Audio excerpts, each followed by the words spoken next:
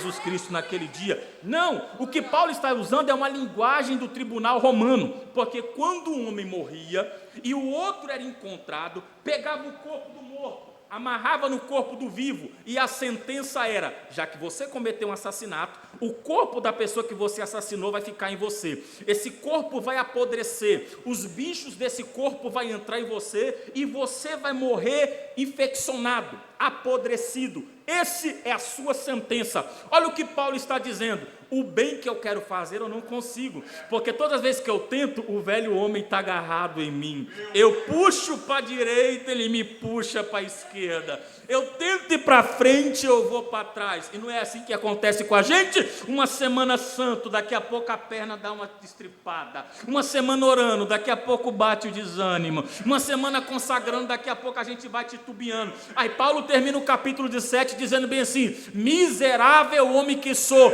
eu mereço ser sentenciado. Só que a lei romana dizia que se alguém fosse sentenciado, antes de ser sentenciado, o advogado tinha 24 horas para dar um decreto e a mostrar um documento. No capítulo 7 ele está dizendo: eu mereço ser sentenciado. O advogado entra com menos de 24 horas e lê o documento no capítulo 8 de Romanos dizendo: portanto agora nenhuma condenação há para os que estão em Cristo Jesus.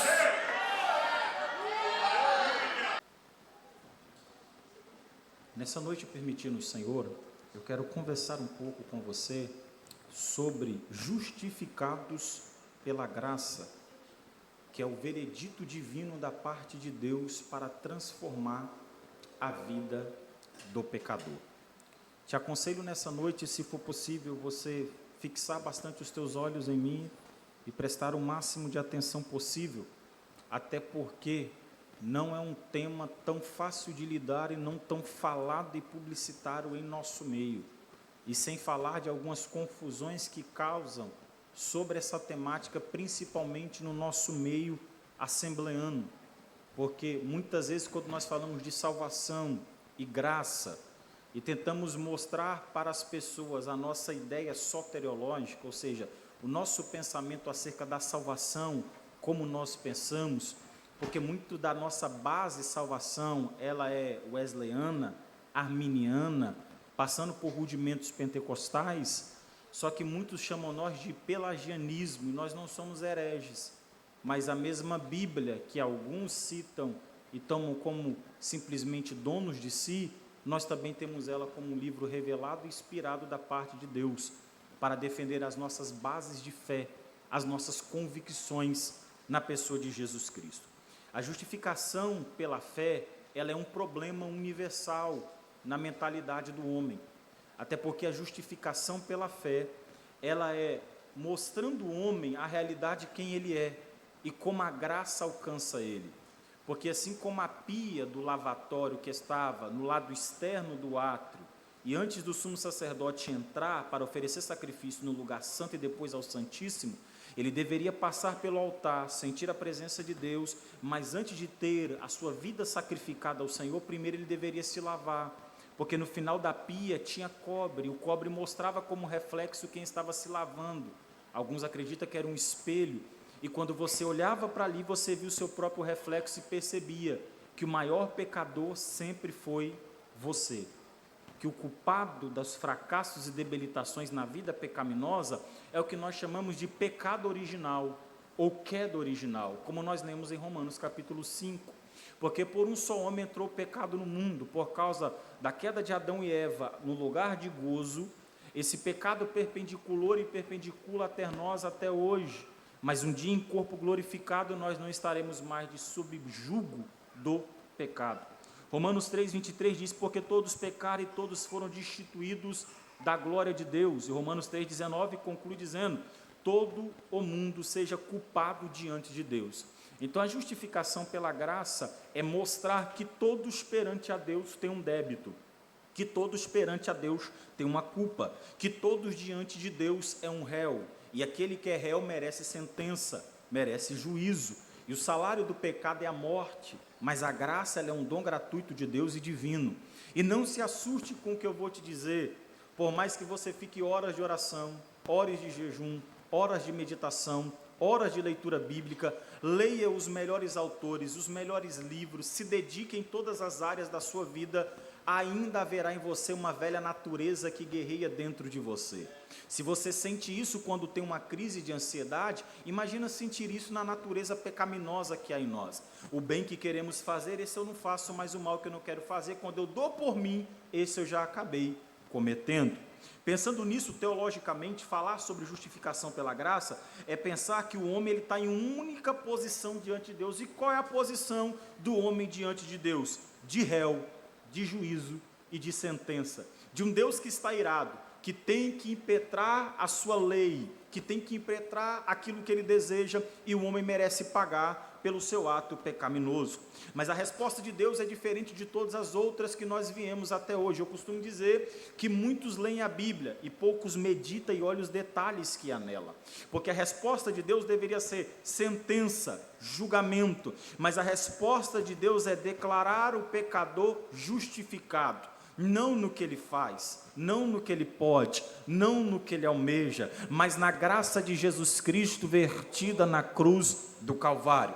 Só para você ter uma ideia, justificação pela graça começa desde o primeiro versículo da Bíblia e vai até Apocalipse no seu último capítulo. No primeiro versículo da Bíblia nós vemos Deus criando todas as coisas, só que no versículo 2 a Bíblia diz: e a terra era vazia e sem forma, e o Espírito de Deus pairava. Em algumas traduções, por causa da Vulgata Latina, movia-se sobre a face das águas. Repare bem, há algo acontecendo, há um nevoeiro tomando conta do ambiente. O ambiente construído agora está em caos, está em colapso. E a tradução em hebraico nos textos mais antigos é uma bagunça, uma desordem. O local está todo bagunçado, o local está todo em desordem, mas mesmo assim o Espírito de Deus paira, o Espírito de Deus protege. E a palavra pairar aqui é a mesma que era usada, segundo os rabinos antigos, para uma galinha quando chocava os ovos, protegendo os ovos para gerar. E muitas vezes é assim comigo. E é assim com você.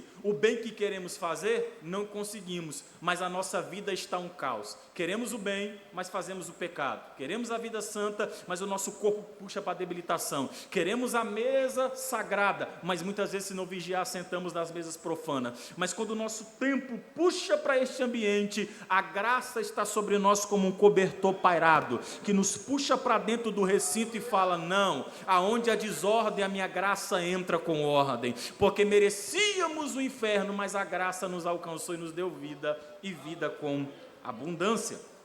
Esse conceito ele aparece muito revelando para nós de que Deus é um Deus santo e que a sua santidade não permite pecado.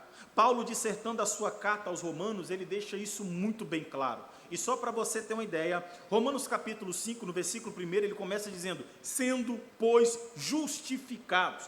A palavra que Paulo usa ali é dikaion, que dá a ideia de alguém que é justo, alguém que se torna justo. Era a mesma palavra usada nos tribunais romanos, quando alguém era absorvido, mesmo tendo culpa, mesmo tendo erro, mesmo tendo debilitação. Por mais que o juiz quisesse bater o martelo de sentença, algo impediu o juiz de fazer isso. E o juiz via graça no réu e permitiu o réu sair pela porta da frente, e ele dizia para o réu: justificado está, sentenciado não estará. Era uma linguagem antiga usada pelos romanos, ou seja, ele deveria ser condenado, ele deveria ser sentenciado, só que a graça de Deus o alcançou e agora ele está livre em Cristo Jesus. John Calvino, que foi um dos grandes que perpendiculou nessa área sobre esse assunto, Calvino ele disse o seguinte: justificação é o ato pela qual Deus declara pecadores justos, baseados na justiça que foi imputada em Cristo Jesus. Isso é bastante verdade, porque eu e você, por nós mesmos, não conseguiríamos, mas a graça nos alcançou, a graça nos chamou, a graça nos reconciliou e a graça nos trouxe para perto de Deus, para viver uma vida santa e uma vida que glorifica o nome do Senhor. E por que eu estou te dizendo essas coisas como base introdutória? Porque quando nós lemos a carta de Paulo aos Romanos, se você não sabe, é a carta mais complexa do Novo Testamento. O Lutero ele disse: quem entender Romanos vai ter entendido toda a graça que foi derramada para nós até hoje. Lutero brigava com Deus cerca de 2-3 horas por dia, lendo a carta aos Romanos, recitando ela dentro de um quarto, em oração. A história diz que tinha dias que Lutero deitava na posição de cruz com a cabeça para baixo no chão e gritava, se martirizava, pedindo graça a Deus para ser purificado dos seus pecados. Até que certa feita, fazendo análise da carta aos Romanos, ele se depara, pois, justificados pela fé em Deus, capítulo 3, ou seja, ele entende que a partir daquele momento não eram os ritos, não eram os dogmas, não eram as posições, não eram as centralizações dogmáticas e religiosas do clero papal romano, mas que era a graça de Deus que o cobria, que estava segurando nas suas mãos e dando força para caminhar. Lutero, quando ele esteve em Roma, ele percebeu que em Roma se pagava para tirar uma alma do purgatório, e Romano se depara com isso dizendo, como assim pagaremos para ser salvos? Lutero, quando esteve em Roma, subiu 16 degraus, em cada degrau ele orava uma Ave Maria, um Pai Nosso e o Salmo 91, e no final do degrau ele percebeu que mesmo assim sentiu o peso dos seus pecados. Quando Lutero esteve em Roma, ele percebeu que quando eles iam ofertar no casofilastro, eles cantavam uma musiquinha dizendo, em latim, enquanto a moeda cai, se ouve um barulho de uma alma saindo. Lutero percebeu que por mais que o homem fizesse todos os esforços, somente pela graça de Deus, ele seria salvo e justificado na pessoa de Jesus Cristo. Então, compreendendo isso, Lutero, ao estudar a carta aos Romanos, ele vai perceber algumas coisas, e a carta aos Romanos se divide em duas partes. A primeira parte é do capítulo 1 ao capítulo 11. Do capítulo 1 ao capítulo 11 é o que nós chamamos de ortodoxia, ou seja, é aquela parte onde Paulo para ensinar a doutrina, para ensinar o entendimento, para dar o conteúdo. E já deixa eu dizer algo aqui, é impossível ser um cristão sadio, sarado e justificado pela graça, se você não tem ortodoxia, se você não tem doutrina, se você não tem base. Eu não estou falando de dogma de igreja, eu não estou falando de posições de igreja, eu estou falando de bases centrais da fé cristã. Como posso dizer que sou justificado em Cristo, se eu não entendo sobre essa graça que me contempla, sobre como eu mereci o inferno, mas a graça me alcançou? É somente por meio das Escrituras Sagradas, e eu já quero aqui parabenizar quem veio, não porque seria eu como pregador, até porque eu acho a minha voz chata demais, eu não tenho paciência de me ouvir, eu já gravei DVD, já estive em grandes eventos pregando, com grandes nomes dessa nação, tem vídeo espalhado, e para você ter uma ideia, eu não tenho um canal, porque eu não tenho paciência de ouvir a minha voz. Quando eu vou postar um vídeo no Reels, eu não consigo, eu fico meia hora editando, depois de editar, eu apago. O Wesley Santana já me mandou mensagem,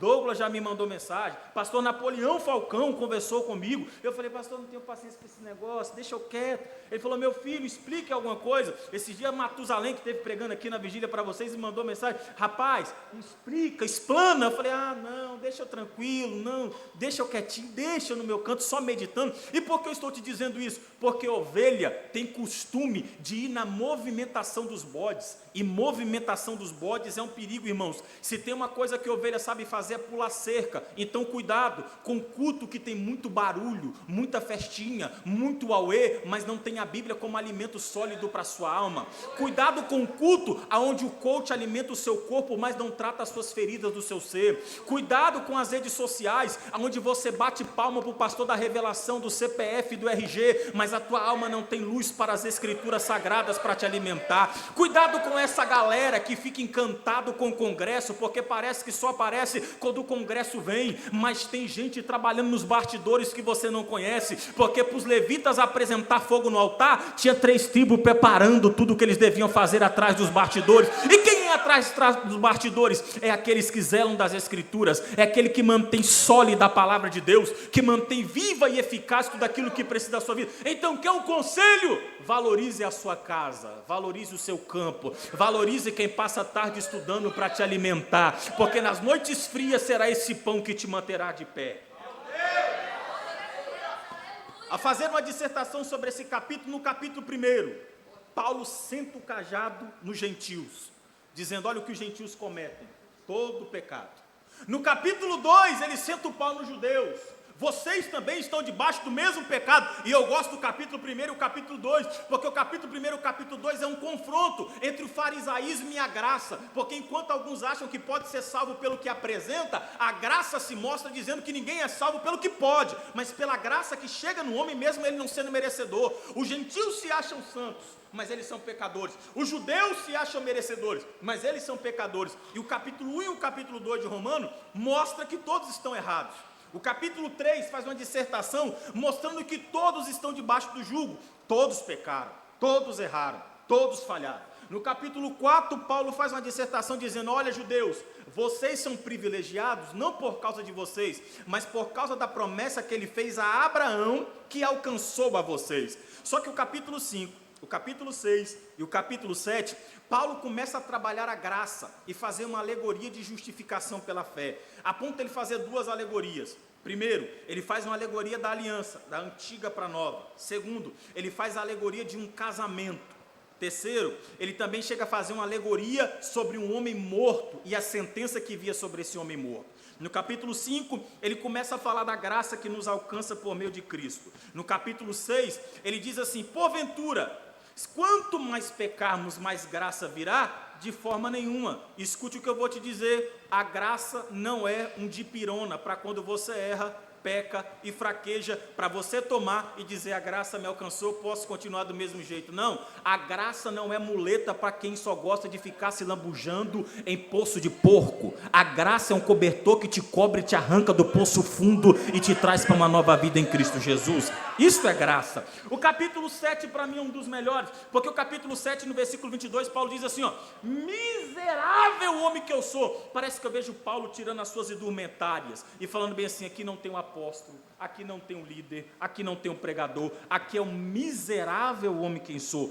Quem me livrará deste corpo de morte? Meus professores liberais, principalmente na Unidas, iriam dizer: Paulo está com medo de morrer, ele está voltando para trás. Bem falou Barth acerca dele, dizendo que no final da sua história ele se desviaria dos seus caminhos. Aí penso eu: como pode um homem desse estar com medo de morrer? Você acha que um homem que viu as coisas sagradas e disse: olha, há coisas inefáveis que nem mesmo os olhos viu, o ouvido penetrou, que estão reservados para todos nós. Este homem que disse em vida: viver é Cristo, mas morrer é melhor, porque viver eu vivo ele, morrer eu estou com ele. Porque quem está com Cristo, irmão, a marcha ré quebrou, não tem medo da morte. É por isso que todo mundo morre, menos crente. Crente não morre. A Bíblia diz que crente descansa e é plantado para ser colheito no Senhor Jesus Cristo naquele dia. Não, o que Paulo está usando é uma linguagem do tribunal romano, porque quando um homem morria e o outro era encontrado, pegava o corpo do morto, amarrava no corpo do vivo, e a sentença era: já que você cometeu um assassinato, o corpo da pessoa que você assassinou vai ficar em você. Esse corpo vai apodrecer, os bichos desse corpo vão entrar em você e você vai morrer infeccionado, apodrecido. Esse é a sua sentença. Olha o que Paulo está dizendo: o bem que eu quero fazer eu não consigo, porque todas as vezes que eu tento, o velho homem está agarrado em mim. Eu puxo para a direita, ele me puxa para a esquerda. Eu tento ir para frente, eu vou para trás. E não é assim que acontece com a gente? Uma semana santo, daqui a pouco a perna dá uma estripada. Uma semana orando, daqui a pouco bate o desânimo. Uma semana consagrando, daqui a pouco a gente vai titubeando. Aí Paulo termina o capítulo 17 dizendo bem assim: miserável homem que sou, eu mereço ser sentenciado. Só que a lei romana dizia que se alguém fosse sentenciado, antes de ser sentenciado, o advogado tinha 24 horas para dar um decreto e a mostrar um documento. No capítulo 7 ele está dizendo: eu mereço ser sentenciado. O advogado entra com menos de 24 horas e lê o documento no capítulo 8 de Romano dizendo: portanto agora nenhuma condenação há para os que estão em Cristo Jesus. Paulo já estava preto para ser condenado. Aí ele entrou na sala dizendo: a minha graça te basta, o meu poder se aperfeiçoa na sua fraqueza. No capítulo 8 ele continua a sua dissertação. No capítulo 9 ele vai começar os paralelos sobre o antigo povo. No capítulo 10 e o capítulo 11 ele fala sobre como Deus tem um projeto com a nação de Israel e como nós fomos enxertados na videira. Do capítulo 12 ao 16 é ortopraxia, porque não adianta só ouvir, precisa exercitar. Escute o que eu vou dizer para vocês: cristianismo não é religião do auê. Cristianismo não é religião do tá tranquilo. Cristianismo a gente não bate palma para depois entender. Primeiro entendemos e depois adoramos e batemos palma. É por isso que o cristianismo ele exige de você que não basta você somente participar e dizer que ouviu. Você precisa exercitar isso na prática cotidiana, todos os dias da sua vida e da sua existência. Então o conselho de Paulo aos romanos é: não basta crermos na graça, precisamos usufruir dessa graça e viver esta graça. E por que falar dessa graça é importante? Esse ano vamos completar no dia 31 de outubro, se Deus permitir, mais um ano da reforma protestante. Escute bem, escute bem. A igreja primitiva lutou pela graça. A graça foi obscurecida na Idade Média, porque a igreja ficou mais preocupada com o dinheiro, a questão política, a questão econômica, as questões sociais e os terrenos que podia ganhar, em vez do evangelho que poderia pregar e as almas serem alcançadas.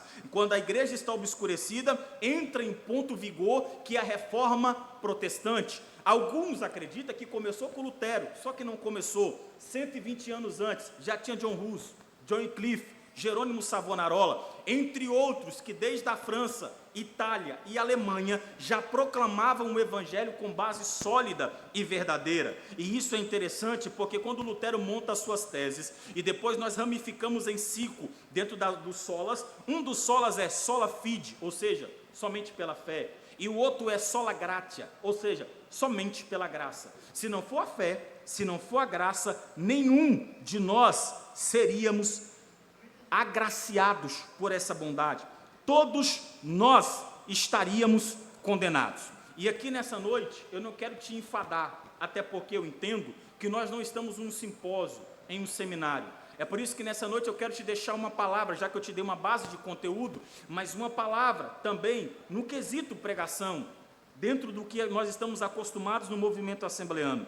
Robert, e o que os justificados pela graça têm a nos dar como fundamentos? Um dos primeiros fundamentos que a graça gera em nós, a justificação gera em nós, é gratuidade da graça. Efésios 2, do 8 ao 9 diz: porque pela graça sois salvos, não vem das obras, isso não vem de vós, é dom de Deus. Ou seja, salvação não é recompensa, salvação não é dote pago, salvação não é campo comprado, salvação não é terreno adquirido, salvação é graça alcançada, é presente merecido. Spurgeon já disse: graça não é Deus ajudando quem tenta, é Deus salvando quem não pode. Graça não é alguns como cantaram um louvor que foi lançado há alguns anos atrás: eu estou pagando um preço para morar no céu, eu estou pagando. Negativo, vamos mudar a letra. Você não está pagando, você não tem direito, você não tem estrutura, você não tem posse, você não tem valias para pagar terreno no céu, mas eu te digo, há uma escritura da graça que te alcançou, e Ele te deu liberdade e graça para ser herdeiro do céu. A primeira coisa que gera é gratuidade da graça. Eu merecia? Não. Você merecia? Não. Nós merecíamos? Não. Mas a graça nos alcançou. Glória a Deus. Quer ver um texto que eu vejo muita graça de Deus?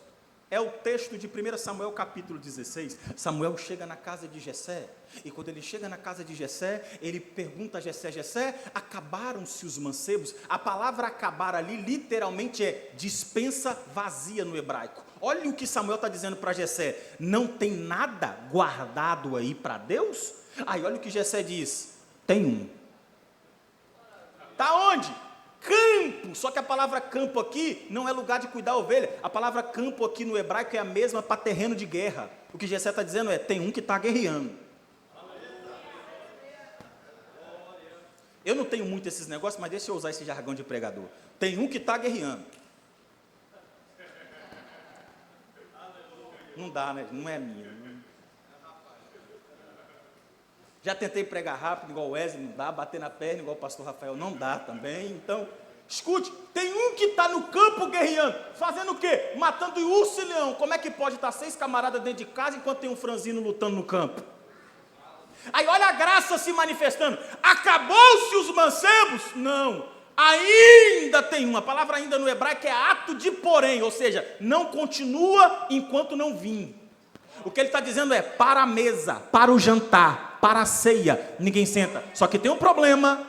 Mesa aqui havia 3 tipos de mesa. Possivelmente aqui a mesa era retangular. A história nos conta, no conceito judaico, que para esperar alguém chegar, esse alguém ou era sacerdote ou era rei. Davi ainda não era rei nem era sacerdote. Olha o que ele está dizendo. Chama ele, mas ele está no campo, mas a graça alcançou. Salmo 89 diz, chamei as estrelas, o sol e a lua por testemunha, quando eu chamei Davi.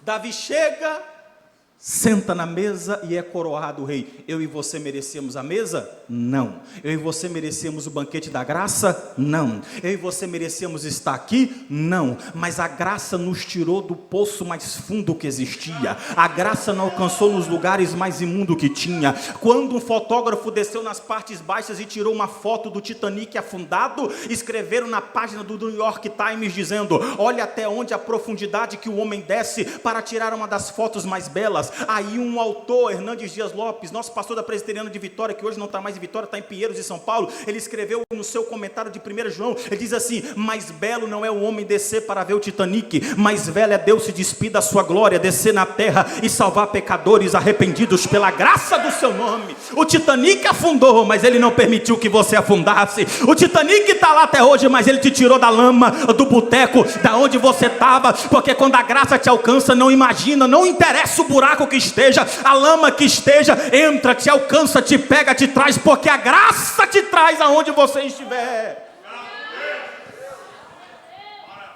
Olhe para esse querido irmão e diz, a graça nos alcançou, e foi de graça.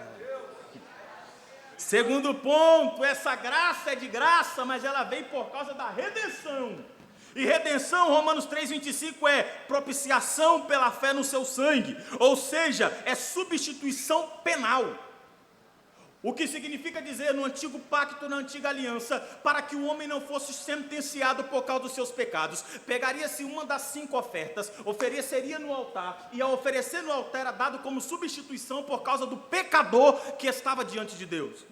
Então o que Cristo fez por nós? Ele vai no nosso lugar. Ele morre no nosso lugar. Na língua hebraica tem um nome, mas no grego tem outro nome. No hebraico é o que nós chamamos de Goel, ou seja, parente íntimo, parente perto, parente que vem de longe para nos sarar, parente que vem de longe para nos ajudar. Eu e você estávamos sentenciados, condenados, mas Cristo tomou o nosso lugar. Ele foi sacrifício por nós. Isaías 53:5 diz, o castigo que nos traz a paz estava sobre ele. Quando nós lemos Tessalonicenses capítulo 2, do verso 14 e diante, nós percebemos que eu e você temos uma dívida extensa diante de Deus, e essa dívida nós devemos pagar, essa dívida nós devemos arcar. Me permita te mostrar isso através de uma figura de linguagem. Suponhamos que eu estou devendo a algum dos senhores aqui, e eu não pago.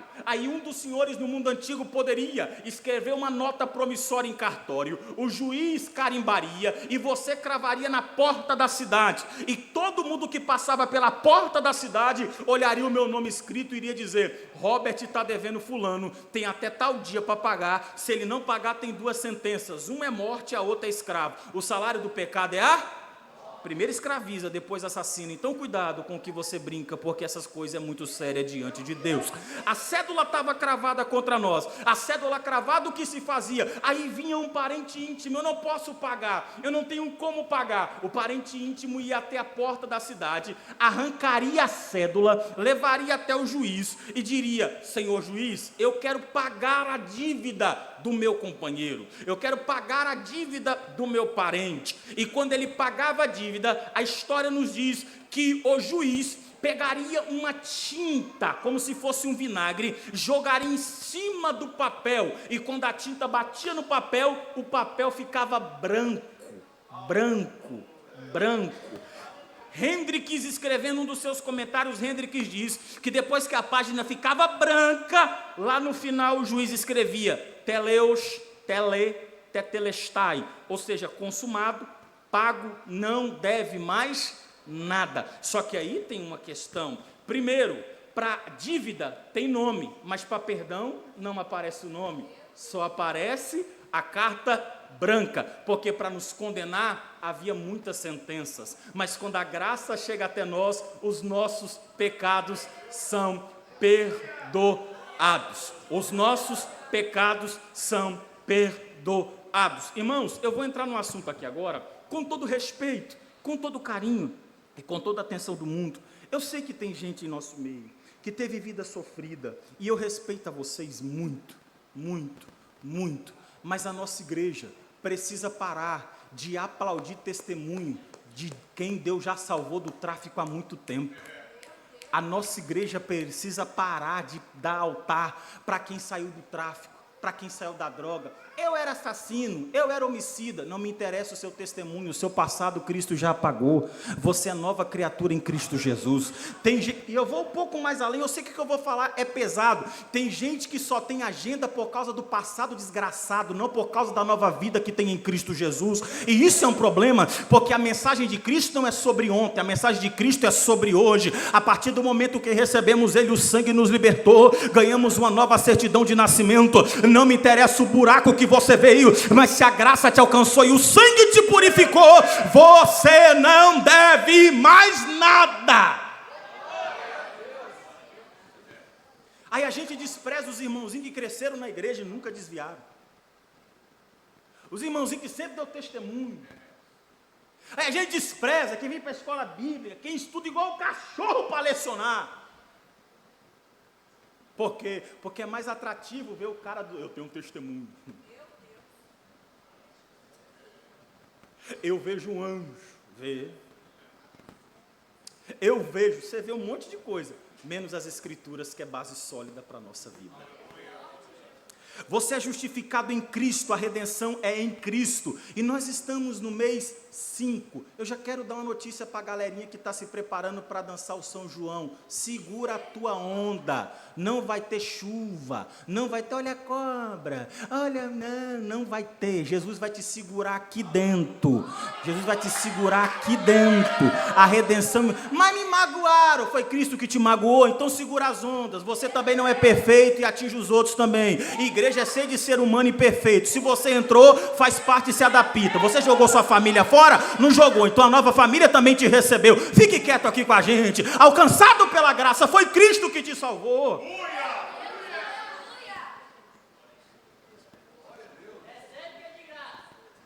Amém. Gostei.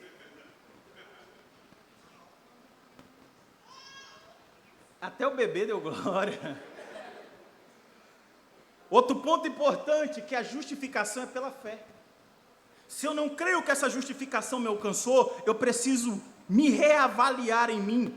A fé, ela não somente salva por si, mas ela nos leva a ter uma vida de convicção salva. Ela é o meio que conecta o pecador à obra de Cristo. Somente por meio da fé, da graça, da redenção e da convicção que nós temos em Deus, que nós somos redimidos em Cristo. Só que escute o que eu vou dizer, há uma diferença de fé salvífica para fé natural. Fé salvífica, segundo Wayne Grudem, é fé que alcança o perdido, faz ele contemplar a sua vida pecadora e se converte da sua vida pecaminosa. Fé natural é aquela fé que um monte de gente tem, que muitos têm, mas não se converte. O ímpio tem fé natural, ele também crê em Deus. O ímpio também tem fé natural, ele crê nos cosmos, no universo, ele também crê na graça, ele também fala de um Cristo, ele também fala de uma redenção, mas ele não se converte com isso, ele não muda por causa disso. Então, a fé salvífica, ela nos alcança como um abraço naquele dia que nós precisamos, e nos traz para perto de Cristo. John Stott, no seu livro A Cruz de Cristo, ele diz o seguinte: a fé é a mão que recebe o presente da salvação. É quando nós, por graça genuína, levantamos a nossa mão. A fé nos alcança, nos traz para perto e nos torna agraciados por meio desta graça genuína. Escute bem o que eu irei vos dizer neste momento. A fé é tão importante que quando Paulo se converte, Paulo passa por um silêncio paulino que nós acreditamos cerca de 12 a 14 anos, que ele retrata muito bem na carta aos Gálatas e também no final de Atos. Paulo fica num silêncio paulino. Por que aquele silêncio serviu? Porque aquele silêncio serviu como base de fé, reestrutura de fé. É neste momento que Deus desconstrói tudo o que Paulo acreditava como fé, como justificação pela lei, e agora traz ele para a graça. Graça essa genuína. Deixa eu tentar te explicar só uma questão do preceito da lei. Só uma questão do preceito da lei. Era 613 mitzvot, 613 leis, resumida em 10 que nós conhecemos como decálogo. No decálogo se resume em duas partes: 4 na vertical, do homem para com Deus, e 6 na horizontal, do homem para com o próximo. Dentre as 613 leis, mais de 20 separação de cerimônias. Dentre essas 20 cerimônias separadas ali, havia ainda os preceitos litúrgicos do tabernáculo. Escute o que eu quero te dizer. Paulo entendia isso de có e salteado. Paulo compreendia todos os preceitos e era muito bem instruído. Mesmo assim, Paulo está perdido.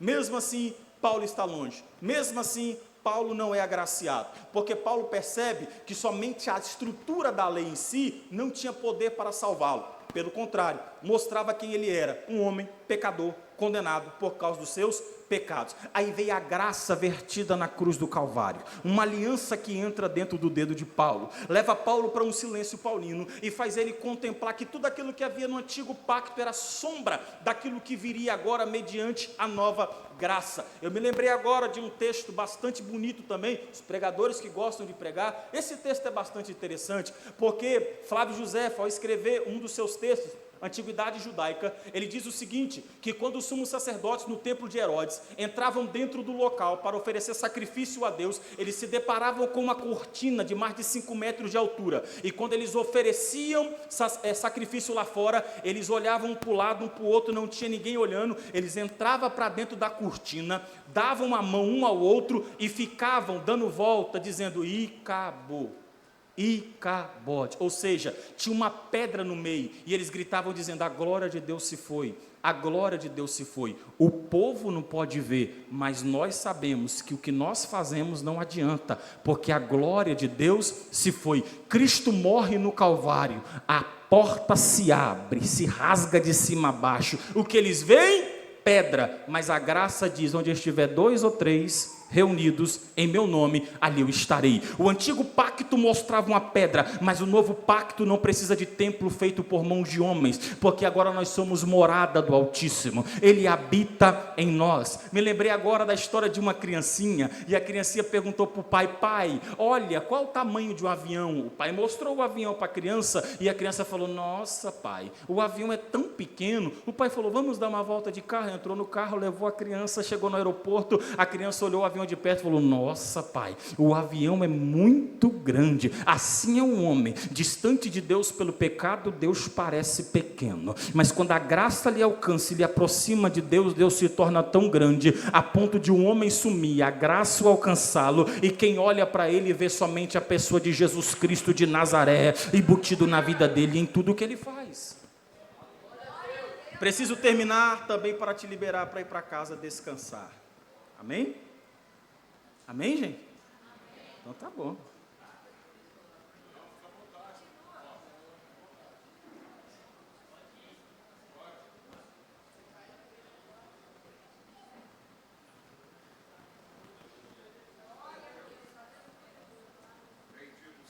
Me permita te apresentar alguns pontos.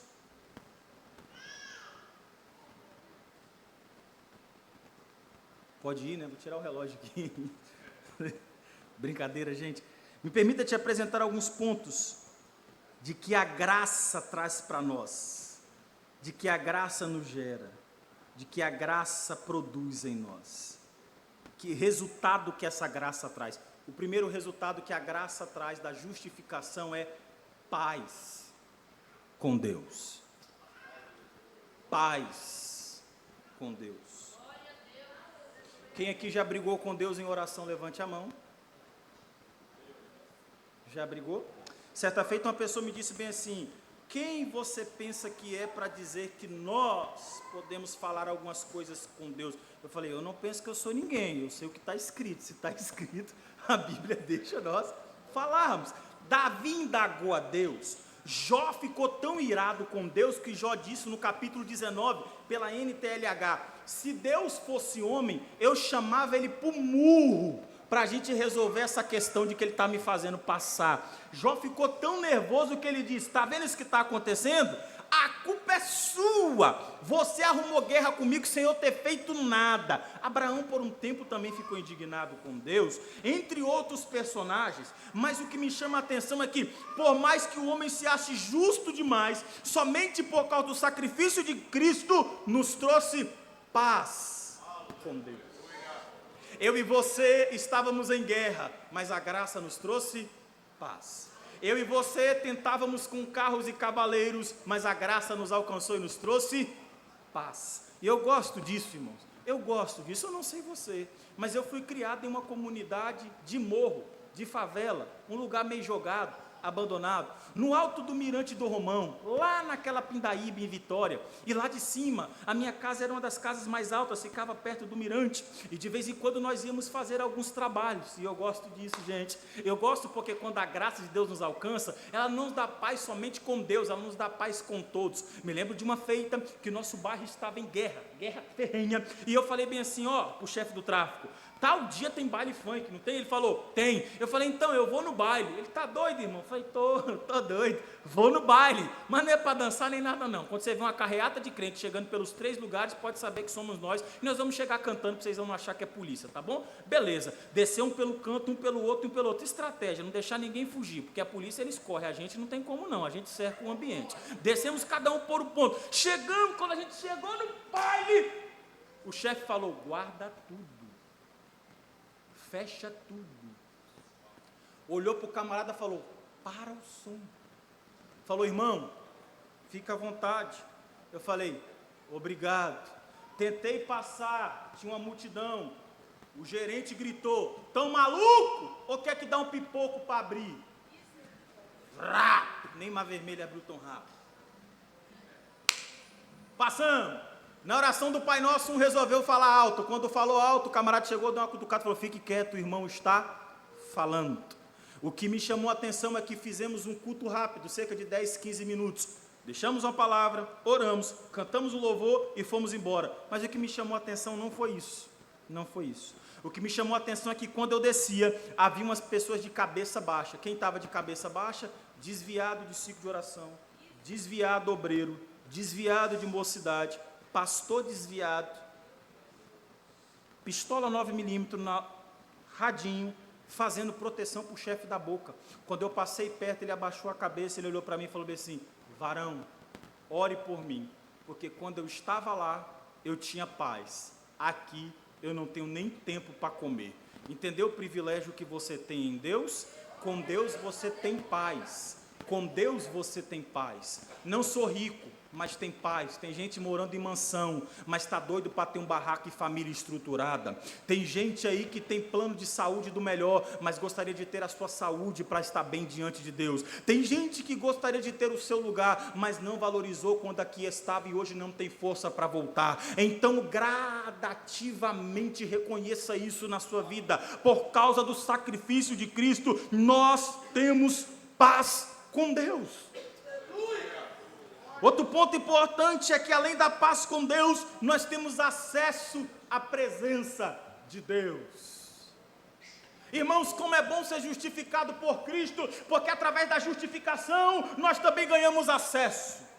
Romanos 5,2 mostra que nós temos um acesso ao Pai, que isso mostra segurança eterna, sem medo de condenação. Repare bem, que por causa da graça de Cristo, a porta foi aberta. Hebreus capítulo 4, versículo 13 em diante, mostra para nós que por causa do sacrifício de Cristo, nós temos hoje um sumo sacerdote que se compadece das nossas fraquezas, porque sente tudo o que nós sentimos, e Ele advoga à destra do Pai por nós. E esse texto é interessante, quem aqui gosta de orar, levante a mão, por favor. Não minta aqui dentro não, em nome de Jesus Cristo de Nazaré. Nome de Jesus Cristo de Nazaré. Pastor Rafael Éder tem marca-passo, mas Jeová te faz ter um piripaque aí nesse coração hoje, em nome de Jesus Cristo. Quem aqui gosta de orar, levante a mão, por favor. Aleluia. A oração é bom demais, sim ou não? Sim ou não? Aleluia, graças a Deus. Eu gosto de Jesus. Jesus dizia assim, ó, escute bem. Quando fordes orar, entra no quarto e fecha. Entra no quarto e fecha. Só que a palavra porta ali em aramaico não é porta de quarto, é porta da casa do tesouro.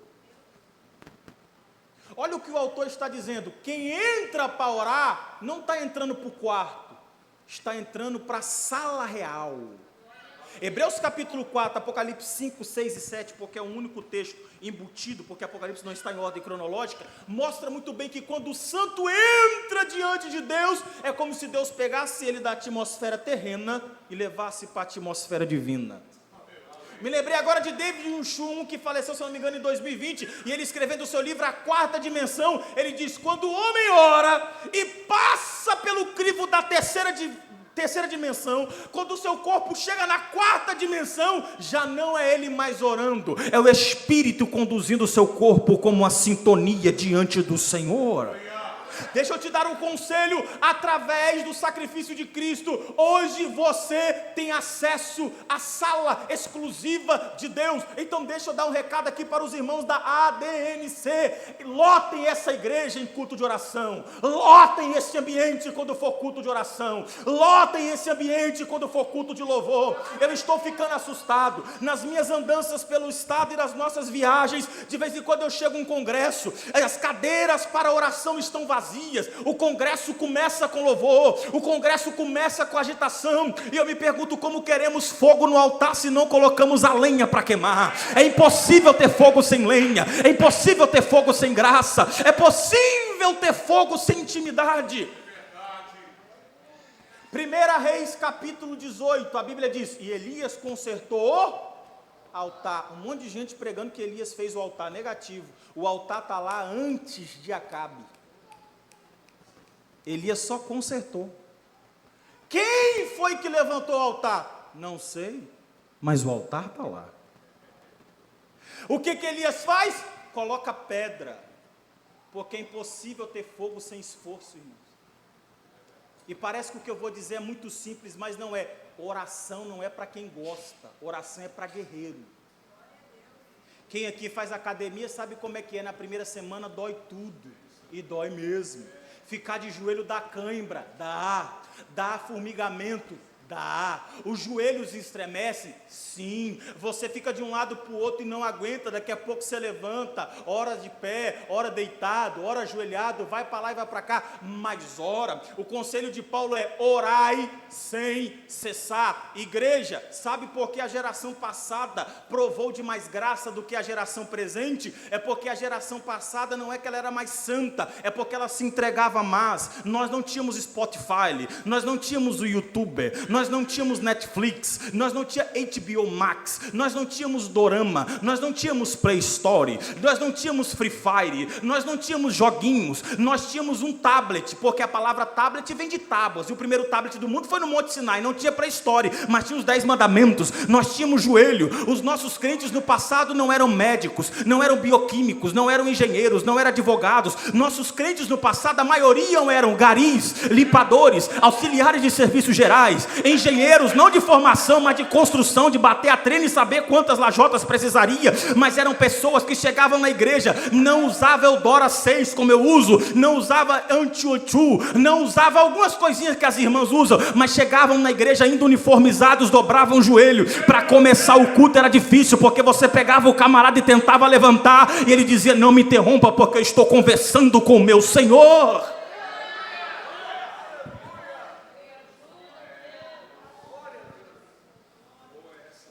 Eu não sei porque Deus está me levando para essa área, mas me escuta, quanto tempo você não ora?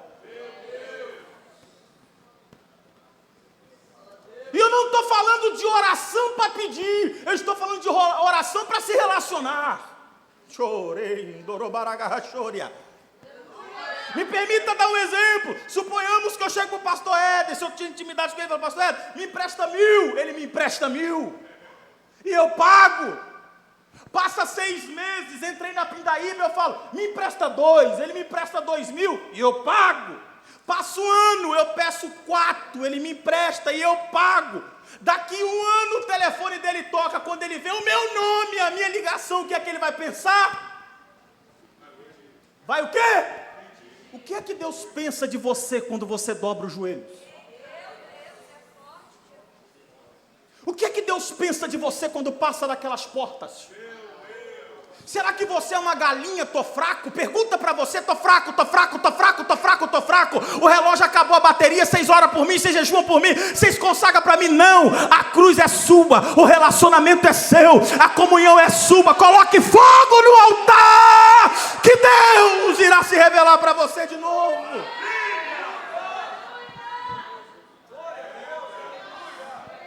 Chorei, Dorobaragaia. Aleluia.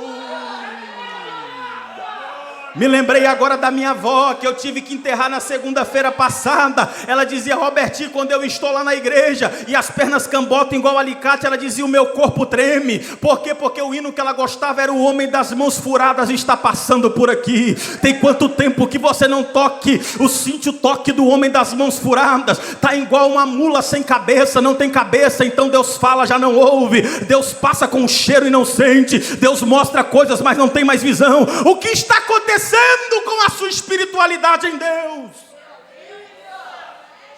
Que graça é essa que te traz para ser um religioso, mas não te traz para ser um filho? Que graça é essa que te transforma? E me perdoe se eu estiver ofendendo alguém, que te transforma com uma carteirinha de uma convenção, mas não te dá nome no céu? Que graça é essa que deixa você bonitinho de terno e gravata, mas não te dá veste de salvação? Que graça é essa que te faz cantar no período de louvor, mas a sua boca não salmodia e o teu coração está longe de Deus? Que graça é essa que nos traz para sentar no banco, mas a nossa alma não reclina diante do autor e consumador da nossa fé? Dietrich Bonhoeffer disse no seu capítulo 2 do seu livro de discipulado: a graça barata pega um mendigo, coloca uma roupa nova, mas não tira o mau cheiro. A graça verdadeira te dá um banho, te dá vestes novas, lugar novo, casa nova e uma vida nova para com Deus.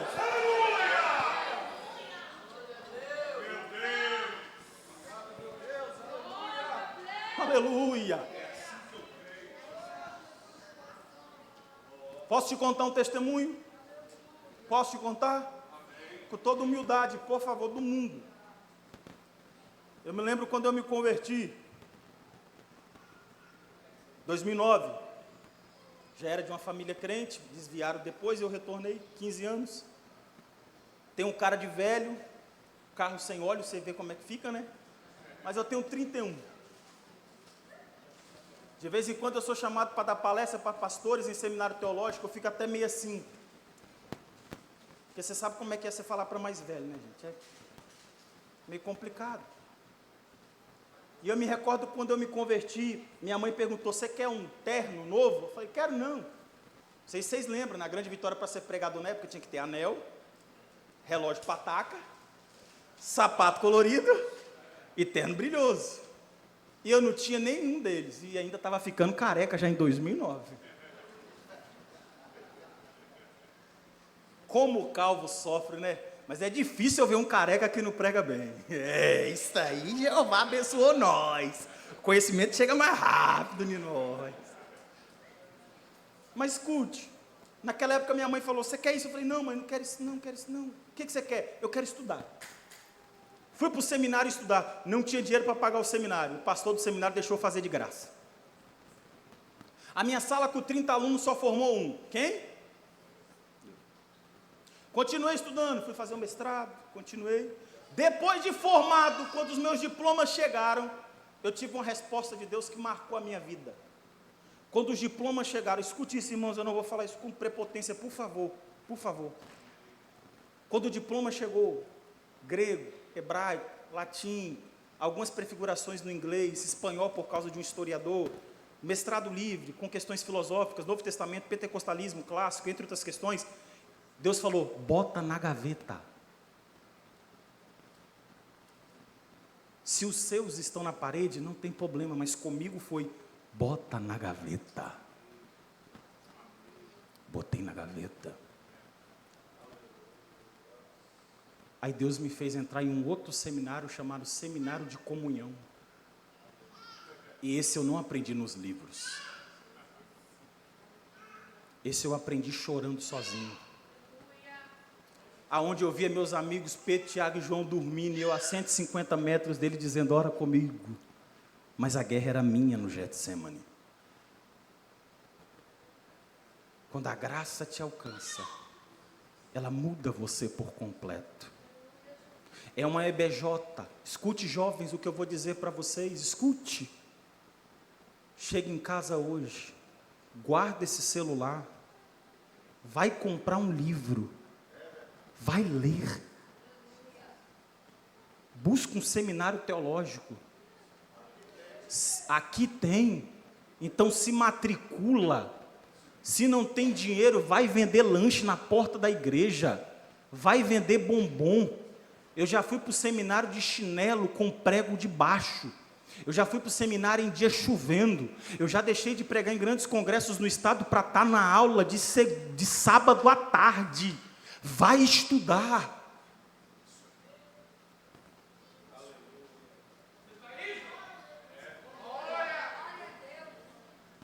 Eu quero namorar. Quem namorar? Vai estudar!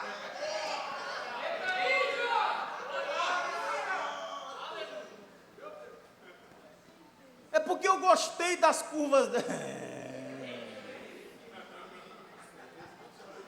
Olha o jeitinho dele, jeitinho mesmo, que o homem não tem mais jeito, é jeitinho. Vai estudar. Aí casa, está todo frustrado, quebrado, vai para gabinete pastoral, vai resolver seus problemas sozinho.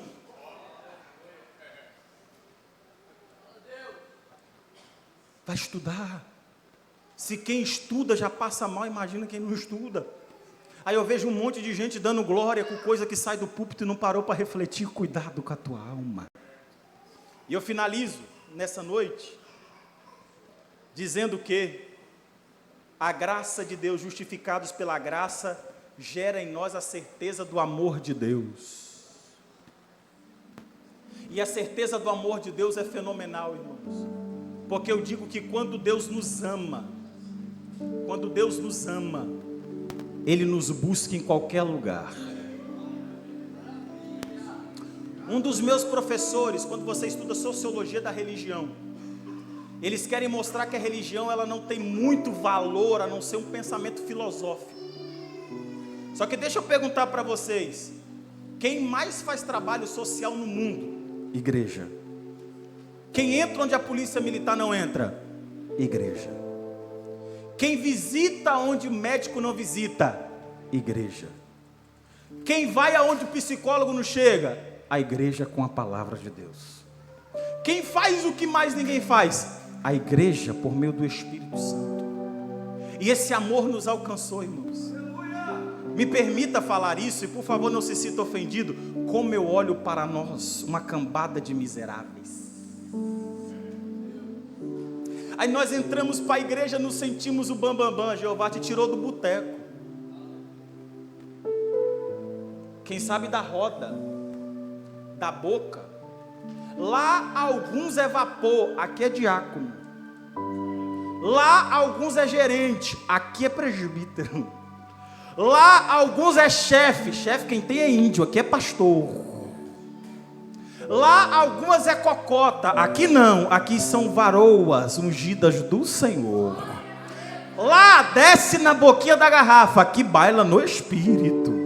Lá tu é o cara, aquele te quebra, sem cebola você chora e faz de você humilde pela graça de Deus. Me permita te contar um testemunho, me lembrei agora de um irmãozinho da igreja, e ele dizia, pastor eu quero pregar, eu não sei vocês, eu já fiquei no afã de pregar muito. Hoje eu peço descanso a Deus. E o pastor virava para o menino e falava assim, fica no óleo. E ele ficava no óleo. Um dia ele não aguentou de tanto ficar no óleo, pegou a Bíblia e subiu para monte. Quem já foi no monte? Eu costumo dizer que monte só vai 22. Porque sair de casa para orar no meio dos matos escuro não é normal, irmão. E ele foi para o monte, chegou lá no monte, pastor Rafael, ele abriu a Bíblia. Eu saio da igreja com a paz do Senhor Jesus. O vento bateu, os matos sacudiu, ele, glória a Deus, os irmãos já chegaram. Vamos orar, o Senhor orou, o mato balançou, ele, isso, confirma com amém. Vamos ler a palavra introdutória, leu, depois de ler, vamos passar para o diácono, que sou eu também, para fazer a oração. Fez a oração. Agora nós vamos receber o irmão que vai cantar 3 louvores da harpa. Quem é? Eu também, cantou os louvores. Agora nós vamos ouvir uma pregação com o nosso irmão que veio de longe. Quem é? Eu também. Abriu, pregou. No final da pregação ele diz, tem alguém para aceitar Jesus? Os matos balançou, ele falou, glória a Deus, tem uma alma para Jesus nessa noite. Orou, deu a bênção apostólica e foi embora.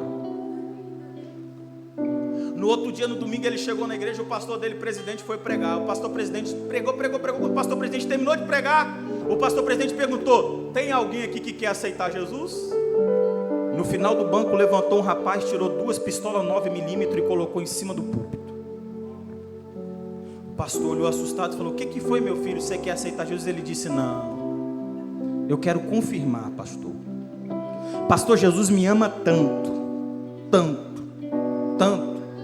que eu troquei tiro com a polícia ontem, fugi pelo matagal, fui parar num lugar lá em cima, e lá em cima eu entrei debaixo de uma pedra numa loca, fiquei escondido com as 2 armas na mão, e falei, Deus, se tu me ama, você vai mandar alguém aqui para pregar para mim. Quando eu terminei de orar, apareceu um crente em cima da pedra, dizendo, eu saio da igreja com a paz do Senhor Jesus.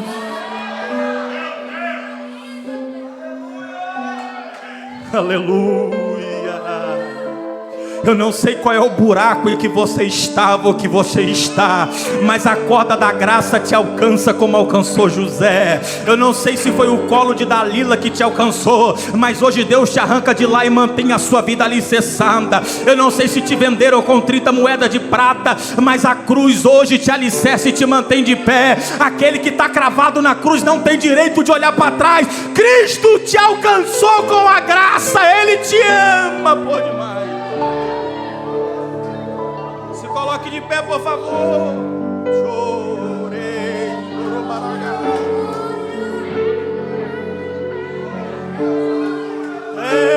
Eria baracaia, barachoria daraia.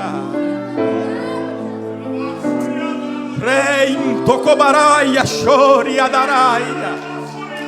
In sobrondeia, cabarache.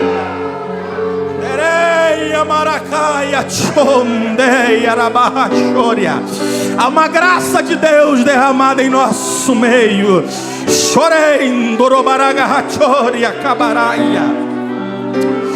Eu tenho uma ordem de Deus para dar. Por favor, não me tenha como louco. Fecha a porta, porque quem está dentro vai molhar. Fecha, por favor, para mim, fecha. Posso, pastor? Posso, por favor? Fecha, isso, fecha, fecha, fecha, fecha, fecha, chora, camará, choria.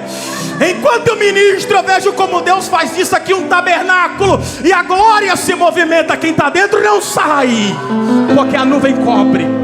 Chorei, chomaraia, camará, choria, teria bacada, chúria, cabaraia.